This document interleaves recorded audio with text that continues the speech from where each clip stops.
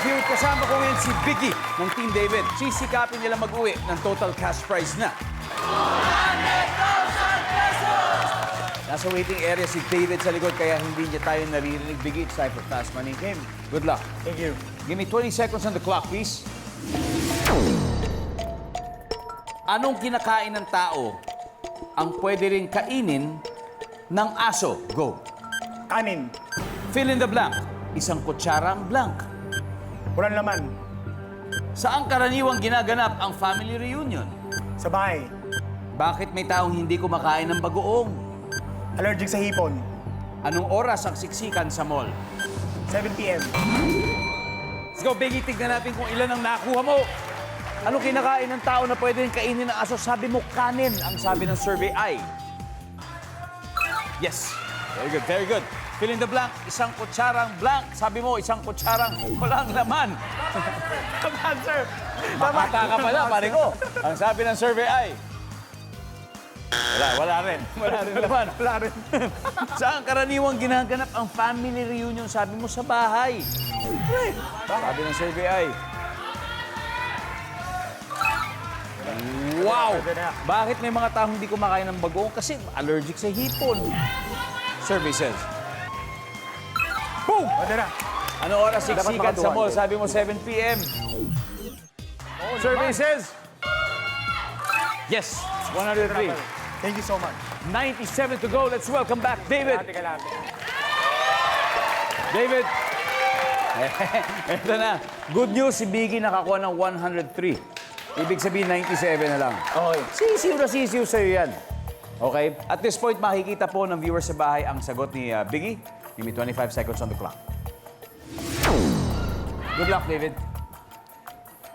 Anong kinakain ng tao ang pwede rin kainin ng aso? Go. Chicken. Fill in the blank. Isang kutsarang Isang kutsarang asukal. saan ginaganap ang family reunion? Restaurant.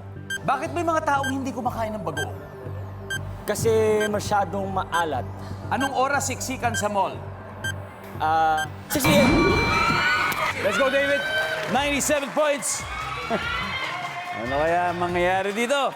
Buena mano ng taong ito. Anong oras siksikan sa mall? Sabi mo, alas 6. Ang sabi ng survey natin ay... Ang top answer natin dito ay alas 5, 5 o'clock. Bakit may mga taong hindi kumakain ng bagoong kaya? Sabi mo dahil maalat. Ang sabi ng survey ay... Uy, top answer allergic. Nasagot mo. Saan karaniwang ginaganap ang family reunion? Sabi mo, sa restaurant. Ang sabi ng survey sa restaurant ay... Ang top answer ay beach o resort. Okay? Eto, fill in the blank. Isang kutsarang blank. Ang sabi mo, sabi ni Biggie, walang laman. Pero ikaw, may lamang asukal. Nandiyan kaya ang asukal? Yes! That's a top answer. One last to go. Anong kinakain ng tao na pwedeng kainin ng aso? Sabi mo, chicken. Ang top answer dito ay kanin. Nasagot mo. Yun ang top answer dito. Pero, ang sagot mo ay manok. 8 points pa hinahanap natin. Nandiyan kaya ang 8 points na hinahanap natin sa loob man ng manok. We'll see. Survey says... Boom!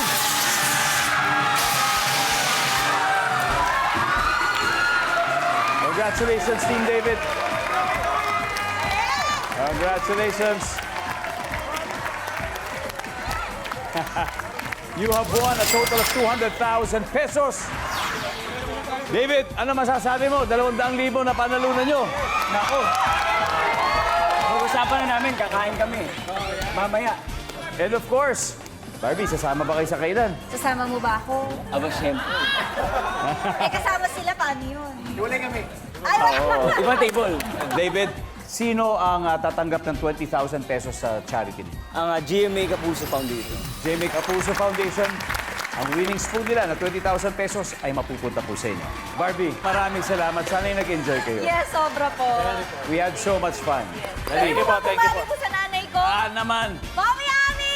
Ate Abby! Lucian! Kuya Benedict, hello! Hello. Congratulations, guys. Napakahusay.